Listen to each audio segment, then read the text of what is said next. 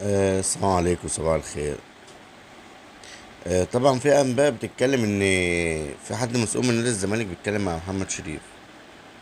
لو تفتكروا قبل كده اسامه حسن لما طلع مع خالد الغندور وقعد يقول له انا عندي ثقه ان في لاعب من النادي الاهلي ولاعب اساسي في منتخب مصر عايز يجي يلعب في الزمالك، ان هو ملهوش مكان في الاهلي وان هو ما بيلعبش وان هو اخر فتره دي ما هو بيلعب ماتش والكهرباء بيلعب ماتش.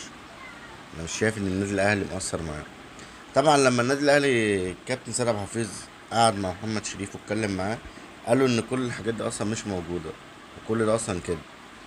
وحتى اتكلم في يعني تجديد عقده وان هو ما بتشرطش على النادي الاهلي وتحت امر النادي الاهلي في اي حاجه. طبعا لازم الزمالك يعمل كده بداخل موضوع امام عاشور في الصفقه. لازم يتكلموا ان هم عايزين يكلموا اي حد من النادي الاهلي عشان يخلوا النادي الاهلي يقلب عليه وكده. بس برضو احنا